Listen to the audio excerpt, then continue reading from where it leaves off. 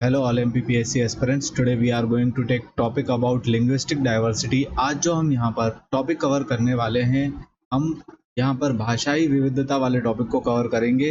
Last lecture में हमने क्षेत्रीय विविधता वाले टॉपिक को कवर किया था। यहाँ पर जो लास्ट लेक्चर है हमारा, उसमें हमने रीजनल डाइवर्सिटी वाले टॉपिक को कवर किया था।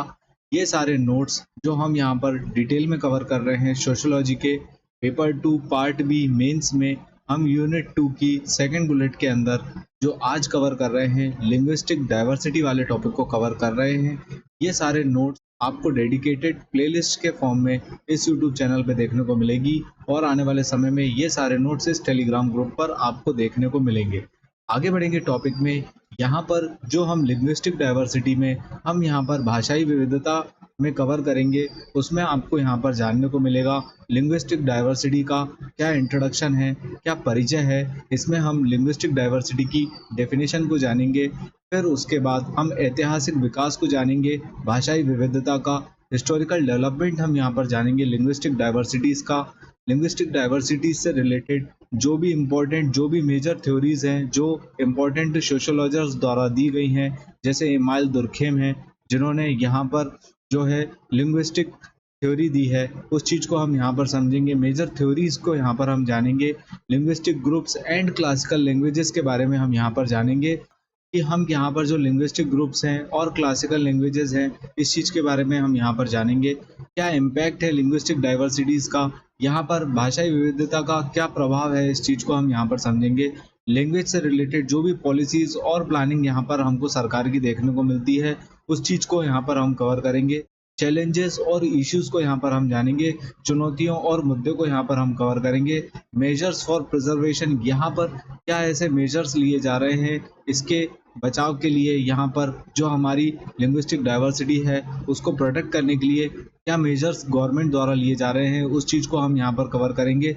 लिंग्विस्टिक कॉन्फ्लिक्ट्स को समझेंगे, जो लिंग्विस्टिक डाइवर्सिटीज़ के कारण जो आपको कॉन्फ्लिक्ट देखने को मिलती है। जैसे कि हम महाराष्ट्र में जाएंगे तो वहाँ पर आपको मराठी मानुष जैसी आपको सोच देखने को मिलती है, जो कि एक लिंग्विस्टिक कॉन्फ्लिक्ट को यहाँ पर आगे बढ़ाती है। उस चीज़ को हम यहाँ पर समझेंगे। जैसे कि गुजरात में अगर आप जाएंगे, यहाँ पर अगर आप इंडिया का मैप देखेंगे, गुजरात में अगर आप जाएंगे तो आपको यहाँ पर गुजराती देखने को मिलती है। ये सारी चीज़ें आपको एक कॉन्फ्लिक्ट के रूप में भी देखने को मिलती है। ये चीज़ को यहाँ पर हम कवर करेंगे। सोशो लिंग्विस्टिक डायनेमिक्स के बारे में हम जानेंगे इंडिया के। यहाँ पर टेक्नोलॉजिकल और डिजिटल इन्फ्लुएंस को जानेंगे, जो कि लिंग्विस्टिक डाइवर्सिटी को किस तरीके से इफेक्ट डालती है आज की टेक्नोलॉजी, उस चीज़ को हम यहाँ पर कवर करेंगे। लास्टली ओवरऑल हम इस टॉपिक को कंक्लूड करेंगे, हम इसके निष्कर्ष के बारे में यहाँ पर जानेंगे। आगे बढ़ेंगे टॉपिक में। यहाँ पर जो हम नेक्स्ट एस्पेक्ट को कवर कर रहे हैं, उसमें आपको जानने को मिलेगा लिंग्विस्टिक डाइवर्सिटी असल में होती क्या है। आपको देखने को मिलेगा भारत एक पर्टिकुलर कंट्री लैंड में, यहाँ पर एक पर्टिकुलर जोग्राफिकल एरिया में आपको अलग अलग भाषाएं देखने को मिलेगी। जैसे कि गुजराती यहाँ पर गुजरात में देखने को मिलती है, कश्मीरी यहाँ पर कश्मीर में देखने को मिलेगी, और कन्नड़, तेलुगु और तमिल आपको यहाँ पर साउदर्न एरिया में देखने को मिलती है। ओडिया ये उड़ीसा में आपको देखने को मिलेगी। बंगाली आपको वेस्ट बंगाल में देखने को मिलती है। जैसे हमारे मध्य प्रदेश में हम बात करें तो आपको मालवी भाषा देखने को मिलेगी, जो कि मालवा वाले रीजन में देखने को मिलती है, और बुंदेलखंड में बुंदेलखंडी। ये सारी जो चीज़ें हैं ये आपको एक लिंग्विस्टिक डाइवर्सिटी दिखाती है, भाषाई विविधता यहाँ पर दिखाती है। और यहाँ पर एक पर्टिकुलर कंट्री लैंड में, एक पर्टिकुलर जोग्राफिकल एरिया में, जैसे कि अगर हम बात करें तो ये चीज़ आपको भारत में इस रूप से देखने को मिलती है। एक पर्टिकुलर कंट्री है, वहाँ पर आपको इतनी सारी न्यूमेरस लैंग्वेजेस का आपको एक कोएग्जिस्टेंस देखने को मिलेगा एक पर्टिकुलर जोग्राफिकल एरिया में। यही चीज़ यहाँ पर भाषाई विविधता को दर्शाता है, लिंग्विस्टिक डाइवर्सिटी को ये दिखाता है। इसके इम्पोर्टेंस की बात करेंगे तो यहाँ पर आपको देखने को मिलेगा कल्चरल वैरायटी, और यहाँ पर सोशल इंटरेक्शन आपको देखने को मिलता है। किस तरीके से जो है भाषाई विविधता यहाँ पर ओवरऑल सोसाइटी को एनरिच कर रही है, ये चीज़ हमको यहाँ पर देखने को मिलती है। बहुभाषावाद की बात करेंगे, हम मल्टीलिंगुअलिज्म की बात करेंगे तो यहाँ पर आपको देखने को मिलेगा 1600 से ज़्यादा लैंग्वेजेस और यहाँ पर बोलियां आपको भारत में देखने को मिलती हैं, जो बताती हैं डिस्टिंक्ट लिंग्विस्टिक रीजन के बारे में। यहाँ पर अलग अलग रीजन की अलग अलग भाषाओं आपको देखने को मिलेंगी। ओवरऑल यहाँ पर हमारे कॉन्स्टिट्यूशन में 8th शेड्यूल में आपको टोटल 22 ऑफिशियली रिकॉग्नाइज्ड लैंग्वेजेस देखने को मिलती है, जिनकी यूनिक स्क्रिप्ट है, यूनिक ग्रामर आपको देखने को मिलेगी और एक कल्चरल सिग्निफिकेंस हमको यहाँ पर देखने को मिलता है। जैसे कि इसके एग्जाम्पल के तौर पे अगर हम देखें तो आपको देखने को मिलेगा हिंदी देवनागरी स्क्रिप्ट देवनागरी लिपि में लिखी जाती है और यहाँ पर जो तमिल है उसको तमिल स्क्रिप्ट के रूप में हम देखते हैं। टोटल जो हमारे कॉन्स्टिट्यूशन में अनुसूची में यहाँ पर 22 जो ऑफिशियल लैंग्वेज भारत के संविधान में हमको देखने को मिलती है, उनको यहाँ पर हम जानेंगे, जो कि एज इट इज़ आपको मेंस में देखने को मिल सकती हैं। इसके नाम यहाँ पर इस तरह से हैं, जैसे कि आसामीज़, बंगाली, बोडो, डोंगरी, गुजराती, हिंदी, कन्नड़ा, यहाँ पर कश्मीरी आपको देखने को मिलेगी, कोंकणी, मैथिली, मलयालम, मणिपुरी, मराठी, नेपाली, ओडिया, पंजाबी संस्कृति, संथाली, सिंधी, तमिल, तेलुगु, उर्दू, इस टाइप से यहाँ पर हमारी total 22 officially recognised languages India के कॉन्स्टिट्यूशन में आपको देखने को मिलती हैं, जो कि हमारे मेंस के पॉइंट ऑफ व्यू से काफ़ी ज़्यादा इम्पोर्टेंट हो जाती हैं। आगे बढ़ेंगे टॉपिक में। यहाँ पर जो हम नेक्स्ट एस्पेक्ट को कवर करेंगे उसमें आपको देखने को मिलेगा भाषाई विविधता का ऐतिहासिक विकास। यहाँ पर historical development of linguistic diversity को हम यहाँ पर कवर करेंगे, जिसमें आपको जानने को मिलेगा प्राचीन काल में, मध्य काल में और यहाँ पर कॉलोनियल पीरियड में, पोस्ट इंडिपेंडेंस पीरियड में, ancient, medieval, colonial and post independence period में यहाँ पर किस तरह से जो है लिंग्विस्टिक डाइवर्सिटी का डेवलपमेंट हुआ, इस एस्पेक्ट को हम यहाँ पर कवर करेंगे। तो आपको एंशिएंट पीरियड में ये जानने को मिलता है जो संस्कृत थी एक पवित्र ग्रंथ के रूप में आपको संस्कृत यहाँ पर देखने को मिलेगी। प्राकृत जो भाषा थी वो एक सामान्य भाषा के रूप में हमको यहाँ पर विकसित होते हुए देखने को मिलती है। तमिल जो है एक क्लासिकल साहित्य या हम कहें शास्त्रीय साहित्य, क्लासिकल लिटरेचर के रूप में हमको यहाँ पर तमिलनाडु वाले रीजन में और यहाँ पर श्रीलंका, इंडोनेशिया तक देखने को मिलती है। मेडिवल पीरियड में अगर हम बात करें मध्यकाल में, तो यहाँ पर जो पर्शियन लैंग्वेज है वो आपको एक दरबारी भाषा के रूप में यहाँ पर देखने को मिलती है और उसके बाद यहाँ पर उर्दू जो है एक लिंग्विस्टिक डाइवर्सिटी या हम कहें एक भाषाई सामान्यवय के रूप में यहाँ पर हमको देखने को मिलती है। कॉलोनियल पीरियड की हम बात करें तो यहाँ पर जो है इंट्रोड्यूस हुई है इंग्लिश लैंग्वेज और ये हमारी लिंग्विस्टिक डायनेमिक्स को जो है थोड़ा बहुत यहाँ पर बदलते हुए देखने को मिलती है। पोस्ट इंडिपेंडेंस की बात करेंगे, अगर हम स्वतंत्रता के बाद की बात करेंगे तो यहाँ पर आपको देखने को मिलेंगे formation of states on linguistic lines.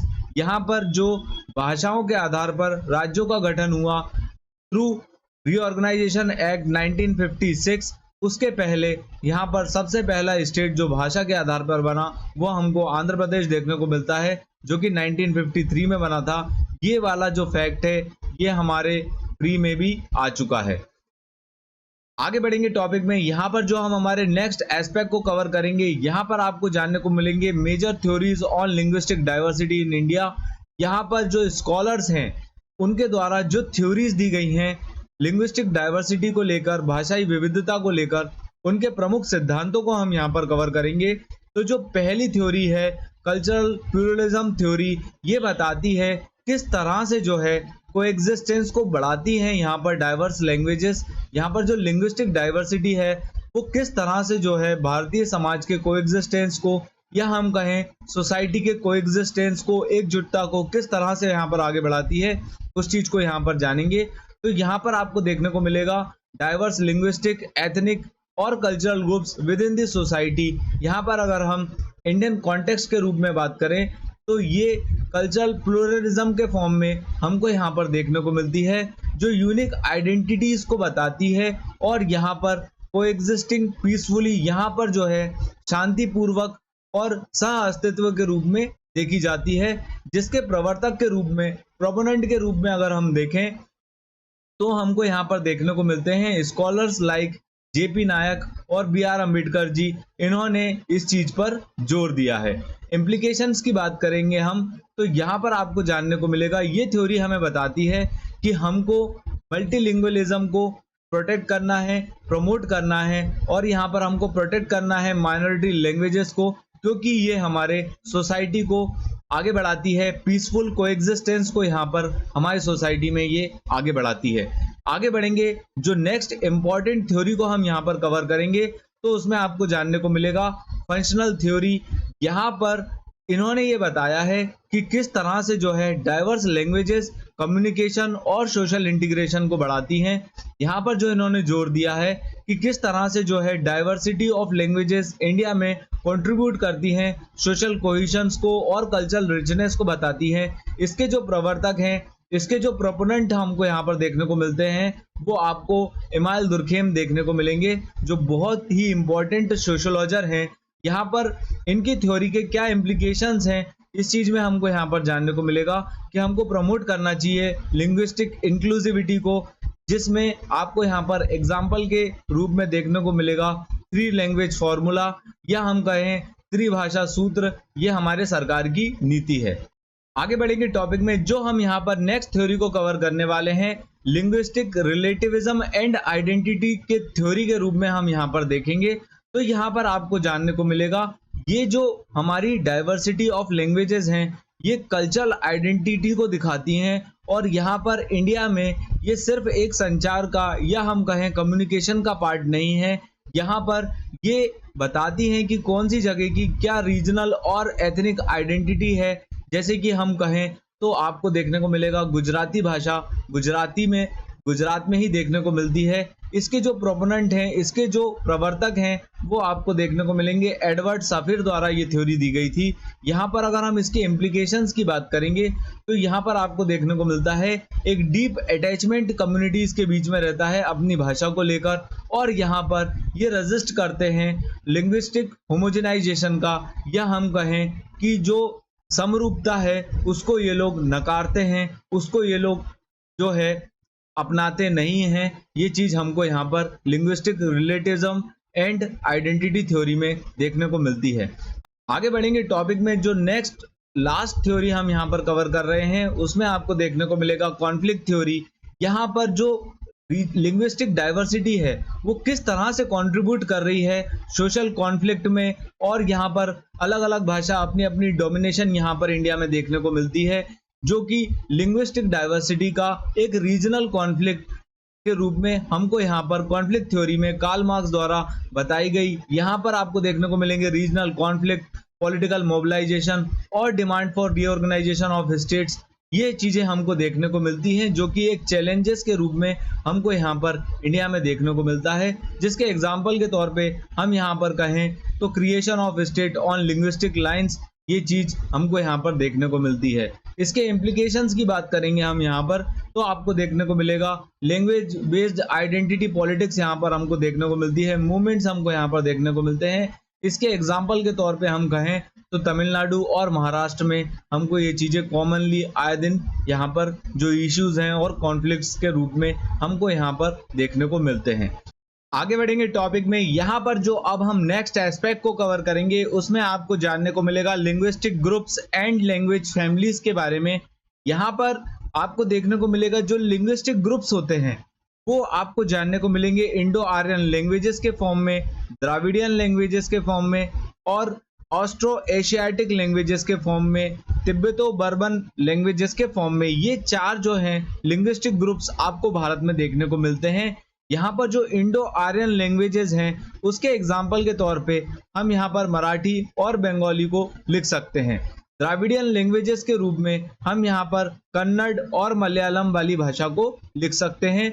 Austro Asiatic languages के ग्रुप में हम यहाँ पर एग्जाम्पल के फॉर्म में खासी और संथाली को लिख सकते हैं।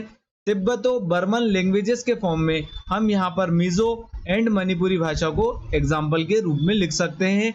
ये linguistic groups and language families के रूप में हमको यहाँ पर देखने को मिलती है। आगे बढ़ेंगे टॉपिक में, यहाँ पर हम शास्त्रीय भाषा की बात करेंगे, यहाँ पर हम क्लासिकल लैंग्वेजेस की बात करेंगे।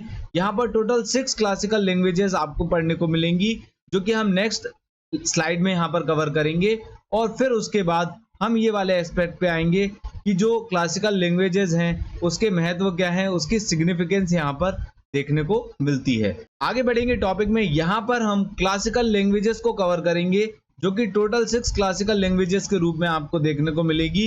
यहाँ पर इनका जो है डिस्टिंक्ट हेरिटेज देखने को मिलता है और इनको स्पेशल स्टेटस देके रखा है ताकि इनको प्रमोट किया जा सके और प्रिजर्व किया जा सके इनकी लेगेसी को। यहाँ पर जो 6 क्लासिकल लैंग्वेजेस के रूप में 6 शास्त्रीय भाषाओं के रूप में हमको भारत के संविधान के अनुसार देखने को मिलती हैं, उसमें आपको देखने को मिलेगी जो पहली क्लासिकल लैंग्वेज जो रिकॉग्नाइज की गई थी, जिसको मान्यता दी गई थी 2004 में, वो हमको यहाँ पर तमिल देखने को मिलती है। इसके रीजन की हम यहाँ पर बात करेंगे तो आपको देखने को मिलेगा Tamil Nadu, Sri Lanka, Singapore and Malaysia. जो इसकी स्क्रिप्ट के रूप में हमको देखने को मिलती है वो आपको देखने को मिलेगी तमिल स्क्रिप्ट। यहाँ पर जो इसके लिए इम्पोर्टेंट वर्क किए हैं, जो इसके इम्पोर्टेंट वर्क्स हैं तमिल भाषा के, वो हमको देखने को मिलते हैं थिरुकुराल और यहाँ पर सिलापाडीकरम के रूप में। आगे बढ़ेंगे, जो नेक्स्ट क्लासिकल लैंग्वेज को हम कवर करेंगे उसको आपको देखने को मिलेगा संस्कृत लैंग्वेज, जो कि रिकॉग्नाइज की गई थी 2005 में। यहाँ पर इसको जो है पवित्र भाषा का मानी जाती है, इसको हिंदुइज्म में। यहाँ पर जो इसकी स्क्रिप्ट है, जो इसकी लिपि है, वो है देवनागरी लिपि और यहाँ पर इसको बोला जाता है, इसको टाइटल दिया गया है मदर ऑफ ऑल लैंग्वेजेस, जो कि हमको संस्कृत को देखने को मिलती है। यहाँ पर जो एंशंट टेक्स्ट हैं जैसे वेदास, उपनिषद, रामायणा और महाभारत, ये इसके संस्कृत भाषा में किए गए कार्यों को दर्शाते हैं। आगे बढ़ेंगे, कन्नड़ को देखेंगे तो कन्नड़ 2008 में इसको मान्यता प्राप्त की गई थी क्लासिकल लैंग्वेज की, जो कि कर्नाटक वाले रीजन में हमको देखने को मिलती है। इसकी जो लिपि है वो कन्नड़ स्क्रिप्ट या कन्नड़ लिपि के रूप में हमको यहाँ पर देखने को मिलती है। इसमें जो इम्पोर्टेंट वर्क्स किए गए हैं, जो इम्पोर्टेंट लेख इस पे लिखे गए हैं इस भाषा पे, वो आपको देखने को मिलेगा पंपा भारता और वाचना साहित्य हमको यहाँ पर कन्नड़ भाषा में देखने को मिलता है। आगे बढ़ेंगे, जो नेक्स्ट क्लासिकल लैंग्वेज को हम यहाँ पर कवर कर रहे हैं वो आपको देखने को मिलेगी तेलुगु, जिसको 2008 में रिकॉग्नाइज किया गया था एज अ क्लासिकल लैंग्वेज और यहाँ पर ये आपको आंध्र प्रदेश और तेलंगाना वाले रीजन में देखने को मिलती है। ये हमारा तेलंगाना स्टेट है और ये आंध्र प्रदेश यहाँ पर आपको मैप में देखने को मिलेगा। यहाँ पर अगर हम आगे बात करें तो जो इसकी लिपि है वो तेलुगु लिपि के रूप में आपको देखने को मिलती है। इस पे जो लेख लिखे गए हैं वो आपको देखने को मिलेगा नया महाभारता और अल्लासानी पेडरना की मानुचरितम आपको देखने को मिलती है। मलयालम की बात करेंगे, जो नेक्स्ट हमारी क्लासिकल लैंग्वेज है उसको 2013 में रिकॉग्नाइज किया गया था। यहाँ पर ये केरला और लक्षद्वीप वाले रीजन में देखने को मिलती है, जिसकी स्क्रिप्ट या लिपि हम कहें तो आपको मलयालम देखने को मिलती है। इस पे जो लेख लिखे गए वो आपको रामचरितम और मणि प्रवलम देखने को मिलता है। आगे बढ़ेंगे, जो लास्ट हमारी क्लासिकल लैंग्वेज है, 6th क्लासिकल लैंग्वेज हम हमारी कवर कर रहे हैं, तो आपको देखने को मिलेगा ओडिया, जिसको 2014 में यहाँ पर क्लासिकल लैंग्वेज का दर्जा दिया गया। ये मेनली उड़ीसा में बोली जाती है। इसकी जो स्क्रिप्ट है, इसकी जो लिपि है, वो हमको यहाँ पर ओडिया देखने को मिलती है। यहाँ पर जो हम इस पे लिखे गए इंपॉर्टेंट लेख हैं उसको हम यहाँ पर कवर करेंगे, तो आपको देखने को मिलेगा सराला महाभारता और जगन्नाथ दास की ओडिया भगवता हमको देखने को मिलती है। ये हमारी टोटल 6 क्लासिकल लैंग्वेजेस हमने यहाँ पर कवर करी। अब हम इसके सिग्निफिकेंस को समझेंगे।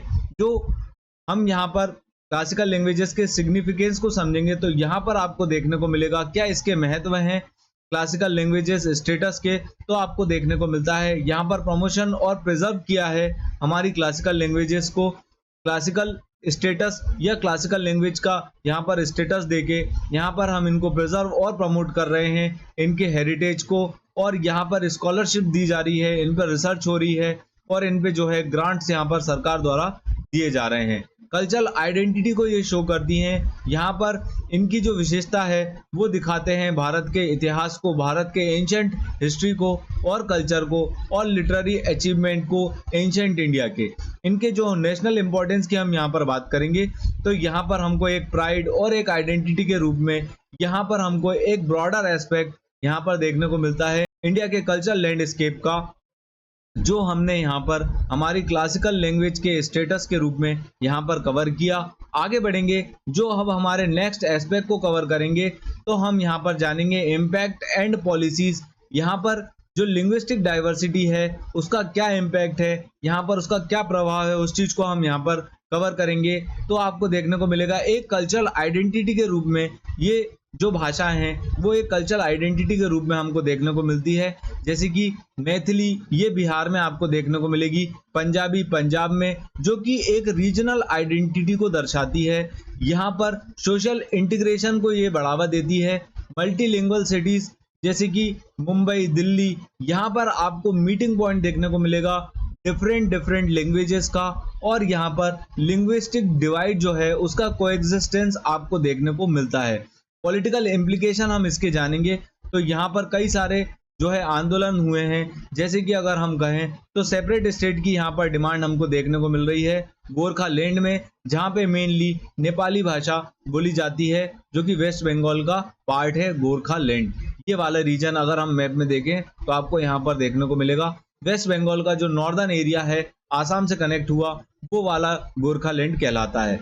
आगे बढ़ेंगे, लैंग्वेज पॉलिसीज और प्लानिंग की बात करेंगे तो यहाँ पर ऑफिशियल लैंग्वेजेस के रूप में हमको हिंदी और इंग्लिश देखने को मिलती है नेशनल लेवल पर, और यहाँ पर अलग अलग राज्यों की अलग अलग जो लैंग्वेजेस के रूप में हमको, जैसे कि मराठी महाराष्ट्र की एक ऑफिशियल लैंग्वेज के रूप में हमको देखने को मिलती है। आगे बढ़ेंगे, लैंग्वेज एक्ट की बात करेंगे, भाषा अधिनियम की बात करेंगे तो ऑफिशियल लैंग्वेजेस एक्ट 1963 ये यहाँ पर बताता है कि हमको हिंदी और इंग्लिश का इस्तेमाल करना है, जो कि ऑफिशियल लैंग्वेज के रूप में भारत में हमको देखी जाती है।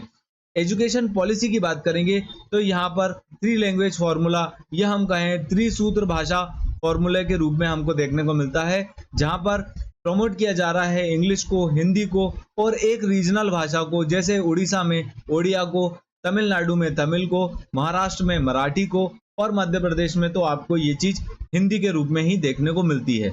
आगे बढ़ेंगे टॉपिक में, यहाँ पर जो हम नेक्स्ट एस्पेक्ट को कवर करेंगे वो हम यहाँ पर जानेंगे क्या चैलेंजेस हैं और उसके लिए क्या मेजर्स लिए जा रहे हैं इन चैलेंजेस को रिजॉल्व करने के लिए। तो यहाँ पर आपको देखने को मिलता है लैंग्वेज एंडेंजरमेंट, यहाँ पर आपको देखने को मिलेगा मेनली जो ट्राइबल लैंग्वेजेस हैं जैसे तोड़ा और जरावा, यहाँ पर एक एक्सटेंशन फेस कर रहे हैं। यहाँ पर हमको जो है एक विलुप्ति देखने को मिल रही है, स्पेशली ट्राइबल लैंग्वेजेस में। यहाँ पर जो लैंग्वेज बैरियर है, जो माइग्रेंट्स होते हैं जैसे कि बेंगलुरु वाली सिटी में, तो यहाँ पर जो कन्नड़ स्पीकिंग है वहाँ पर आपको देखने को मिलेगा एक इंटीग्रेशन का एक मिलाप जो आपको देखने को मिलता है, उसमें काफ़ी ज़्यादा चैलेंजेस यहाँ पर माइग्रेंट्स को फेस करने पड़ते हैं। रीजनलिज्म और कॉन्फ्लिक्ट की यहाँ पर बात करेंगे तो कई सारे आंदोलन हुए हैं क्षेत्रीय और संघर्ष के रूप में। खालिस्तान आंदोलन जो कि हमको देखने को मिलता है पंजाबी लैंग्वेज नेशनलिज्म का एक एग्जाम्पल के रूप में, यहाँ पर खालिस्तान मूवमेंट हम लिख सकते हैं। आगे बढ़ेंगे, यहाँ पर हम प्रिजर्वेशन और प्रमोशन की बात करेंगे, यहाँ पर संरक्षण और प्रोत्साहन के उपायों के बारे में जानेंगे।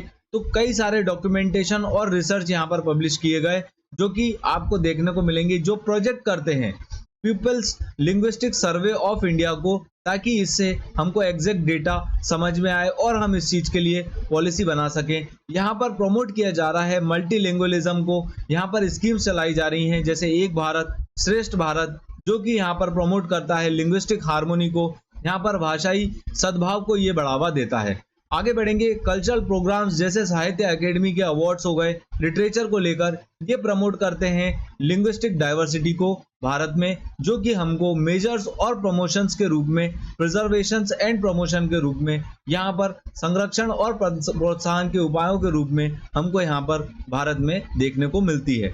आगे बढ़ेंगे टॉपिक में, यहाँ पर जो हम नेक्स्ट एस्पेक्ट को कवर कर रहे हैं उसमें आपको देखने को मिलेगा टेक्नोलॉजिकल और डिजिटल इन्फ्लुएंस। यहाँ पर किस तरह से जो है टेक कंपनीज जो है एक जो अलग अलग भाषाओं में अपनी चीजें आपको विस्तार करते हुए देखने को मिलेंगी, जैसे कि गूगल है, माइक्रोसॉफ्ट है, वो यहाँ पर मराठी भाषा में, बंगाली भाषा में, हिंदी भाषा में, संस्कृत भाषा में यहाँ पर ऑपरेट करते हुए आपको देखने को मिलेगा। आप गूगल को ऑपरेट कर सकते हैं, माइक्रोसॉफ्ट की सर्विसेज को आप ऑपरेट कर सकते हैं यहाँ पर मल्टीपल इंडियन लैंग्वेजेस में, जो कि दर्शाता है यहाँ पर टेक्नोलॉजिकल और डिजिटल इन्फ्लुएंस कोई भी भाषा पर। यहाँ पर जो सोशल मीडिया प्लेटफॉर्म्स हैं जैसे कि फेसबुक हो गया, व्हाट्सएप हुआ, यहाँ पर ये प्रमोट कर रहे हैं कंटेंट क्रिएशन रीजनल लैंग्वेज में, जिसके एग्जांपल के तौर पे आपको तमिल और बंगाली यहाँ पर देखने को मिलती है। अगर हम बात करेंगे ई गवर्नेंस की, यहाँ पर इलेक्ट्रॉनिक गवर्नेंस की हम बात करेंगे तो जो भी सारे गवर्नमेंट के पोर्टल्स हैं, एप्लीकेशंस हैं, वो रीजनल भाषा में ऑपरेट करते हुए देखने को मिलते हैं।